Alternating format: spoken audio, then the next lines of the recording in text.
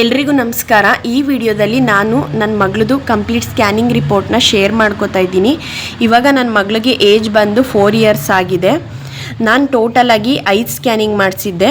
ಅದರಲ್ಲಿ ಮೊದಲನೇದಾಗಿ early pregnancy scanning ಹೋದಾಗ ನನಗೆ ಹತ್ತತ್ರ 1.5 ಮಂತ್ 2 ಮಂತ್ಸ್ ಆಗಿತ್ತು. ಅಂದರೆ 25/12/2020 ನಾನು ಮಾಡಿಸಿದ್ದು. ನಾನು ಜಸ್ಟ್ ಇಲ್ಲಿ ಮೇನ್ ಪಾಯಿಂಟ್ಸ್ ಮಾತ್ರ ಹೇಳ್ತಾ ಹೋಗ್ತೀನಿ. ಅದರಲ್ಲಿ ಫೆಟಲ್ ಹಾರ್ಟ್ ರೇಟ್ ಬಂದು 129 ಬೀಟ್ ಪರ್ ಮಿನಿಟ್ ಇದೆ. ಹಾಗೆ CRL ಲೆಂತ್ ಬಂದು 8.4 mm ಇದೆ. ಈ ಸ್ಕ್ಯಾನ್ ರಿಪೋರ್ಟ್ ಪ್ರಕಾರ 7 ವೀಕ್ಸ್ ಆಗಿದೆ. ಹಾಗೆ ಮೆನ್ಸ್ಟ್ರುವಲ್ ಏಜ್ ಪ್ರಕಾರ 8 ವೀಕ್ಸ್ 3 ಡೇಸ್ ಆಗಿದೆ. ಹಾಗೆ ನನಗೆ ಡೆಲಿವರಿ ಡೇಟ್ ಬಂದು 13/8/2021 ಕೊಟ್ಟಿದ್ದರು. ಬಟ್ ನನ್ನ ಮಗಳು ಹುಟ್ಟಿದ್ದು 8/8/2021 ಅಂದರೆ 9 ತಿಂಗಳು 12 ದಿನ ಆದಮೇಲೆ ಹುಟ್ಟಿರೋ ಅಂಥದ್ದು. ಹಾಗೆ ಇಲ್ಲಿ ಫಸ್ಟು ಸ್ಕ್ಯಾನಿಂಗ್ ಹೋದಾಗ ಯಾವುದೇ ರೀತಿ ಪ್ಲಾಸಂಟ ಮೆನ್ಷನ್ ಆಗಿರಲ್ಲ. ಇನ್ನು ನೆಕ್ಸ್ಟು ಸ್ಕ್ಯಾನಿಂಗ್ ಹೋಗ್ತೀವಲ್ಲ ಆವಾಗಿಂದ ಪ್ಲಾಸಂಟ ಮೆನ್ಷನ್ ಆಗೋದಕ್ಕೆ ಸ್ಟಾರ್ಟ್ ಆಗುತ್ತೆ. ಇನ್ನು ನೆಕ್ಸ್ಟು ಸ್ಕ್ಯಾನಿಂಗ್ ನೋಡೋದಾದರೆ ಈ ರೀತಿ ಇರುತ್ತೆ. ಇಲ್ಲೇನು ನೋಡಿದ್ರು ನಮಗೆ ಯಾವ ಸ್ಕ್ಯಾನಿಂಗ್ ರಿಪೋರ್ಟ್ ನೋಡಿದ್ರು ಏನೂ ಗೊತ್ತಾಗಲ್ಲ ಯಾರಿಗೂ.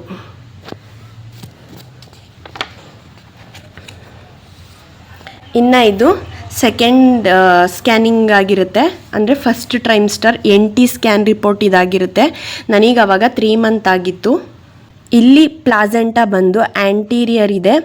ಈ ಆ್ಯಂಟೀರಿಯರು ಮತ್ತು ಪೋಸ್ಟೀರಿಯರು ಒಂದೊಂದು ಸ್ಕ್ಯಾನಿಂಗಲ್ಲೂ ಚೇಂಜ್ ಆಗ್ತಾ ಹೋಗ್ತಿರುತ್ತೆ. ಅಂದರೆ ಒಬ್ರೊಬ್ರಿಗೆ ಸ್ಟಾರ್ಟಿಂಗಿಂದ ಯಾವುದಿರುತ್ತೆ ಅದೇ ಇರುತ್ತೆ, ಕೆಲವೊಬ್ಬರಿಗೆ ಸ್ಟಾರ್ಟಿಂಗ್ ಯಾವುದಿರುತ್ತೆ ಮತ್ತೆ ಚೇಂಜ್ ಆಗೋ ಚಾನ್ಸಸ್ ಇರುತ್ತೆ. ಇಲ್ಲಿ ಫಸ್ಟ್ನೇದಾಗಿ ಪ್ಲಾಸೆಂಟಾ ಬಂದು ಆ್ಯಂಟೀರಿಯರ್ ಇದೆ ನನಗೆ. ಇನ್ನು ನೆಕ್ಸ್ಟು ಫೆಟಲ್ ಆ್ಯಕ್ಟಿವಿಟಿ ಪ್ರೆಸೆಂಟ್ ಇದೆ, ಕಾರ್ಡಿಯಾಕ್ ಆ್ಯಕ್ಟಿವಿಟಿ ಪ್ರೆಸೆಂಟ್ ಇದೆ.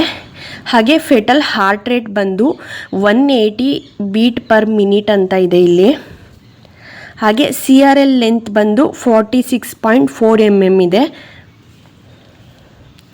ಹಾಗೆ ನೆಕ್ಸ್ಟು ನಾಸಲ್ ಬೋನು ಪ್ರೆಸೆಂಟ್ ಅಂತ ಇದೆ. ಹಾಗೆ ನ್ಯೂಚುಯಲ್ ಟ್ರಾನ್ಸ್ಲೂಯೆನ್ಸಿ 1.1 mm ಇದೆ.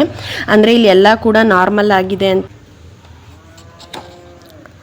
ಹಾಗೆ ಈ ಸ್ಕ್ಯಾನಿಂಗ್ ಪ್ರಕಾರ 11 ವೀಕ್ಸ್ 1 ಡೇ ಆಗಿದೆ. ಹಾಗೆ ಮೆನ್ಸ್ಟ್ರುವಲ್ ಏಜ್ ಪ್ರಕಾರ 12 ವೀಕ್ಸ್ 5 ಡೇಸ್ ಆಗಿದೆ. ಹಾಗೆ ಇಲ್ಲಿ ಡೆಲಿವರಿ ಡೇಟ್ ಬಂದು 1 ದಿನ ಮುಂದೆ ಹೋಗಿದೆ.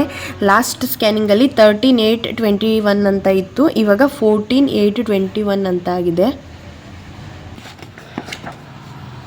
ಹಾಗೆ ಸ್ಕ್ಯಾನಿಂಗ್ ರಿಪೋರ್ಟ್ ಈ ರೀತಿ ಇದೆ. ಆ್ಯಕ್ಚುಲಿ ನಾನಿದು 1.5 ಮತ್ತು 3 ಮಂತ್ಸಲ್ಲಿ ಮಾಡಿಸಿದ ಸ್ಕ್ಯಾನಿಂಗ್ ಮಾಡಿಸಿದಾಗ ನಾನು ಬ್ಯಾಂಗ್ಳೂರಲ್ಲಿದ್ದೆ. ಅಲ್ಲಿ ಈ 2 ಸ್ಕ್ಯಾನಿಂಗ್ ಮಾಡಿಸಿದ್ದು. ಇನ್ನು ನೆಕ್ಸ್ಟು 3 ಸ್ಕ್ಯಾನಿಂಗು ನಾನು KR ನಗರದಲ್ಲಿ ಮಾಡಿಸಿದ್ದು. ಇನ್ನು ನೆಕ್ಸ್ಟು ಇದು ಅನಾಮಲಿ ಸ್ಕ್ಯಾನಿಂಗ್ ರಿಪೋರ್ಟ್ ಆಗಿರುತ್ತೆ. ಅಂದರೆ 5th ಮಂತಲ್ಲಿ ಮಾಡಿಸೋ ಅಂಥದ್ದು. ಈ ಸ್ಕ್ಯಾನಿಂಗ್ ಬಂದು ತುಂಬ ಇಂಪಾರ್ಟೆಂಟ್ ಆಗಿರುತ್ತೆ. ಯಾಕೆ ಅಂದರೆ ಇದರಲ್ಲೇ ಮೂಗು, ಕಣ್ಣು, ಕೈ, ಕಾಲು ಎಲ್ಲ ಪ್ರತಿಯೊಂದು ಮೆನ್ಷನ್ ಆಗಿರೋ ಅಂಥದ್ದೇ ಈ ಸ್ಕ್ಯಾನಿಂಗಲ್ಲಿ. ಹಾಗೆ ಇದರಲ್ಲಿ ನೋಡಿ ಪ್ಲಾಸೆಂಟಾ ಬಂದು ಪೋಸ್ಟೀರಿಯರ್ ಆಗಿದೆ.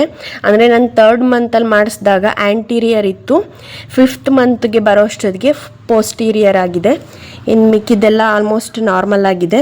ಹಾಗೆ ಫೆಟಲ್ ಹಾರ್ಟ್ ರೇಟ್ ಬಂದು 150 ಬೀಟ್ ಪರ್ ಮಿನಿಟ್ ಅಂತ ಇದೆ. ನೆಕ್ಸ್ಟ್ ಇದ್ರದ್ದೆಲ್ಲ ಮೆಜರ್ಮೆಂಟ್ ಇಲ್ಲೇ ಕೊಟ್ಟಿದ್ದಾರೆ. ಹಾಗೆ ಕೆಲವೊಬ್ಬರು ಹೇಳ್ತಾರೆ ಈ ಅನಾಮಲಿ ಸ್ಕ್ಯಾನಿಂಗಲ್ಲಿ HC ಬಂದು 19 mm ಒಳಗಡೆ ಇದ್ದರೆ ಬೇಬಿ ಗರ್ಲು, ಮತ್ತು ಅದ್ರ ಮೇಲಿದ್ದರೆ ಬೇಬಿ ಬಾಯ್ ಅಂತ ಹೇಳ್ತಾರೆ. ಅದೆಷ್ಟು ನಿಜನೋ ಗೊತ್ತಿಲ್ಲ, ಸುಳ್ಳೋ ಗೊತ್ತಿಲ್ಲ. ಬಟ್ ನಾನಿಲ್ಲಿ 20 ವೀಕ್ಸ್ 1 ಡೇ ಆಗಿದ್ದಾಗ ಮಾಡಿಸಿದ್ದು 176.8 mm ಅಂತ ಇದೆ. ಇನ್ನು ನೆಕ್ಸ್ಟು ಇಲ್ಲಿ ನಾಸಲ್ ಬೋನು ಇದು ಇದೆ, ನ್ಯೂಚಲ್ ಫೋಲ್ಡು ಇದೆಲ್ಲ ನಾರ್ಮಲ್ ಆಗಿದೆ. ಇಲ್ಲಿ ಪ್ರತಿಯೊಂದು ಮೆನ್ಷನ್ ಮಾಡಿರ್ತಾರೆ. ಅಂದರೆ ಆ ಫೇಸು, ಕಣ್ಣು, ಮೂಗು, ಕಿವಿ, ಕಾಲುಗಳು, ಕೈಗಳು, ಬೆರಳುಗಳು ಹೀಗೆ ಪ್ರತಿಯೊಂದನ್ನು ಕೂಡ ಇಲ್ಲಿ ಮೆನ್ಷನ್ ಮಾಡಿರ್ತಾರೆ. ಹಾಗೆ ಈ 5th ಮಂತಲ್ಲಿ ಮಗುದು ವೆಯ್ಟ್ ಬಂದು 355 ಗ್ರಾಮ್ ಇದೆ. ಇದರಲ್ಲಿ 35 ಗ್ರಾಮು ಜಾಸ್ತಿನಾದರೂ ಆಗ್ಬೋದು ಅಥವಾ ಕಡಿಮೆನಾದರೂ ಆಗ್ಬೋದು. ಹಾಗೆ ಸ್ಕ್ಯಾನಿಂಗ್ ರಿಪೋರ್ಟ್ ನೋಡೋದಾದರೆ ಇಲ್ಲಿ ಬೆನ್ನಿನ ಮೂಳೆ, ತಲೆಬುರುಡೆ ಮತ್ತು ಕಾಲುಗಳು, ಕಿಡ್ನಿ ಹಾಗೆ ಇಲ್ಲಿ ಪ್ರತಿಯೊಂದು ಮೆನ್ಷನ್ ಆಗಿರುತ್ತೆ ಈ ಸ್ಕ್ಯಾನಿಂಗ್ ರಿಪೋರ್ಟಲ್ಲಿ.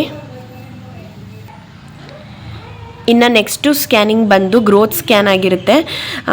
7 ತಿಂಗ್ಳಿಗೆ ಮಾಡಿಸ್ಬೇಕಿತ್ತು. ಆ್ಯಕ್ಚುಲಿ ನಾನು ಯಾಕೆ ಅವಾಗ ಮಾಡಿಸಿರ್ಲಿಲ್ವೋ ಗೊತ್ತಿಲ್ಲ. ಅವಾಗ ಹತ್ತತ್ರ ನನಗೆ 8 ತಿಂಗಳು ಆಗಿಬಿಟ್ಟಿತ್ತು, ಅಂದರೆ 34 ವೀಕ್ಸ್ ಆಗಿದೆ. ಇದರಲ್ಲಿ ಮಗುದು ವೆಯ್ಟ್ ಬಂದು 2192 ಗ್ರಾಮ್ ಇದೆ. ಅದರಲ್ಲಿ 320 ಗ್ರಾಮ್ ಜಾಸ್ತಿನಾದರೂ ಆಗ್ಬೋದು, ಕಡಿಮೆನಾದರೂ ಆಗ್ಬೋದು ಅಂತ ಇದೆ. ಇನ್ನು ಮಿಕ್ಕಿದ್ದೆಲ್ಲ ಮೆಜರ್ಮೆಂಟ್ ಮೆನ್ಷನ್ ಮಾಡಿದ್ದಾರೆ. ಹಾಗೆ ಇಲ್ಲಿ ಗ್ರಾಫ್ ಕೂಡ ಇದೆ. ಇದರಲ್ಲಿ ಪ್ಲಾಸೆಂಟಾ ಬಂದು ಪೋಸ್ಟೀರಿಯರ್ ಅಂತಲೇ ಇದೆ. ಫಸ್ಟ್ 3rd ಮಂತಲ್ಲಿ ಮಾತ್ರ ನನಗೆ ಆ್ಯಂಟೀರಿಯರ್ ಅಂತ ಇದ್ದಿದ್ದು, ಇನ್ನು ಮಿಕ್ಕಿದ ಎಲ್ಲ ರಿಪೋರ್ಟ್ಸಲ್ಲೂ ಕೂಡ ಪೋಸ್ಟೀರಿಯರ್ ಅಂತಲೇ ಇದೆ. ಹಾಗೆ ಇಲ್ಲಿ amniotic fluid level is normal ಅಂತ ಇದೆ. ಹಾಗೆ ಹಾರ್ಟ್ ಬೀಟ್ ಕೂಡ ನಾರ್ಮಲ್ ಆಗಿದೆ ಅಂತಲೇ. ಈ ಟೈಮಲ್ಲಿ ಈ ಆಮ್ನಿಯೋಟಿಕ್ ಫ್ಲೂಯಿಡ್ ಬಂದು ಸ್ವಲ್ಪ ಜಾಸ್ತಿ ಆದರೂ ಪ್ರಾಬ್ಲಮ್ ಆಗುತ್ತೆ, ಕಡಿಮೆ ಆದರೂ ಪ್ರಾಬ್ಲಮ್ ಆಗುತ್ತೆ. ಸದ್ಯಕ್ಕೆ ನನಗೆ ಅವಾಗೆಲ್ಲ ಕೂಡ ನಾರ್ಮಲ್ ಆಗೇ ಇದೆ. ಇದೆಲ್ಲ ಗ್ರಾಫ್ ಕೊಟ್ಟಿದ್ದಾರೆ. ಇಲ್ಲಿ ಪೊಸಿಷನ್ ಬಂದು ವರ್ಟೆಕ್ಸ್ ಅಂತ ಇದೆ, ಪ್ಲಾಸೆಂಟಾ ಪೋಸ್ಟೀರಿಯರು ಗ್ರೇಡ್ 2 ಅಂತ ಇದೆ. ಅದೇ ಆವಾಗಲೇ ಹೇಳಿದ್ನಲ್ಲ, amniotic fluid level is normal ಅಂತ ಇದೆ. ಹಾಗೆ ಇದರಲ್ಲಿ ಫೆಟಲ್ ಹಾರ್ಟ್ ರೇಟ್ ಬಂದು 146 ಬೀಟ್ ಪರ್ ಮಿನಿಟ್ ಅಂತ ಇದೆ. ಹಾಗೆ ಇಲ್ಲಿ ಇದರಲ್ಲಿ ಕಂಪ್ಲೀಟ್ ಡೀಟೇಲ್ಸ್ ಕೊಟ್ಟಿದ್ದಾರೆ. ಅಂದರೆ ಆವಾಗಲೇ ತೋರಿಸಿದ್ನಲ್ಲ ಎಷ್ಟು ವೀಕ್ಸ್ ಆಗಿದೆ ಮತ್ತು ಮಗು ವೆಯ್ಟ್ ಎಷ್ಟಿದೆ, ಹಾರ್ಟ್ ಬೀಟು ಈ ರೀತಿ ಇದೆ. ಹಾಗೆ ನಾನು ಈ ಸ್ಕ್ಯಾನಿಂಗ್ ಮಾಡಿಸಿದಾಗ single loop of card around the neck at the time of study ಅಂತ ಇದೆ. ಅಂದರೆ ಮಗು ಕತ್ತನ ಸುತ್ತ ಒಂದು ಕರಳು ಬಳ್ಳಿ ಸುತ್ತಕೊಂಡಿದೆ ಅಂತ ಹೇಳಿದರು. ಬಟ್ ಅದೇನು ಪ್ರಾಬ್ಲಮ್ ಆಗಲ್ಲ, ಸರಿ ಹೋಗುತ್ತೆ ಅಂತ ಹೇಳಿದರು. ನಾವು ಸುಮ್ಮನಾಗಿದ್ದು. ಹಾಗೆ ಇದು ಲಾಸ್ಟ್ ಸ್ಕ್ಯಾನಿಂಗ್ ರಿಪೋರ್ಟ್ ಆಗಿರುತ್ತೆ. ಅಂದರೆ ಇದನ್ನು ಮಾಡಿಸಿದಾಗ ನನಗೆ ಇನ್ನು ಮಗು ಹುಟ್ಟೋದು 4 ದಿನ ಮುಂಚೆ ಅನ್ನೋ ಹಾಗೆ ನಾನು ಮಾಡಿಸಿದ್ದು, 4/8/2021ರಲ್ಲಿ. ಹಾಗೆ ಇದರಲ್ಲಿ ಪ್ಲಾಸೆಂಟಾ ಬಂದು ಪೋಸ್ಟೀರಿಯರ್ ಗ್ರೇಡ್ 3 ಮೆಚುರಿಟಿ ಅಂತ ಇದೆ. ಹಾಗೆ ಪ್ರೆಸೆಂಟೇಷನ್ ಬಂದು ಸೆಫಾಲಿಕ್ ಪ್ರೆಸೆಂಟೇಷನ್ ಅಂತ ಇದೆ. ಅಂದರೆ ಮಗುದು ತಲೆ ಕೆಳಗಡೆ ಇದೆ, ಕಾಲು ಮೇಲಿದೆ ಅಂತಲೇ. ಇನ್ನು ಮಿಕ್ಕಿದ್ದು ಮೆಜರ್ಮೆಂಟ್ ಎಲ್ಲ ಕೊಟ್ಟಿದ್ದಾರೆ. ಹಾಗೆ ಇಲ್ಲಿ ಡೆಲಿವರಿ ಡೇಟ್ ಬಂದು 13/8/2021 ಅಂತ ಇದೆ. ಆಲ್ಮೋಸ್ಟ್ ನನ್ನ ಎಲ್ಲ ಸ್ಕ್ಯಾನಿಂಗ್ ರಿಪೋರ್ಟಲ್ಲೂ 12, 13, 14 ಈ ಡೇಟಲ್ಲೇ ಇತ್ತು. ಬಟ್ ನನ್ನ ಮಗಳು ಹುಟ್ಟಿದ್ದು 8/8/2021ರಲ್ಲಿ. ಹಾಗೆ ಮಗುದು ವೆಯ್ಟ್ ಬಂದು 3615 ಗ್ರಾಮ್ ಅಂತ ಇದೆ. ಅದರಲ್ಲಿ 557 ಗ್ರಾಮು ಜಾಸ್ತಿನಾದರೂ ಆಗ್ಬೋದು, ಕಡಿಮೆನಾದರೂ ಆಗ್ಬೋದು. ಹಾಗೆ ಇಲ್ಲಿ ಹಾರ್ಟ್ ರೇಟ್ ಬಂದು 140 ಬೀಟ್ ಪರ್ ಮಿನಿಟ್ ಅಂತ ಇದೆ. ಮತ್ತು ಮಿಕ್ಕಿದ್ದೆಲ್ಲ ಸಹ ನಾರ್ಮಲ್ ಆಗಿಯೇ ಇದೆ, ಕಂಪ್ಲೀಟಾಗಿ ನಾರ್ಮಲ್ ಆಗಿತ್ತು. ಹಾಗೆ ಇದನ್ನು ಮಾಡಿಸಿದಾಗ ನನಗೆ 38 ವೀಕ್ಸ್ 5 ಡೇಸ್ ಆಗಿತ್ತು. ಇನ್ನು ಮಿಕ್ಕಿದ್ದೆಲ್ಲ ಸಹ ಕಂಪ್ಲೀಟಾಗಿ ನಾರ್ಮಲ್ ಆಗಿತ್ತು.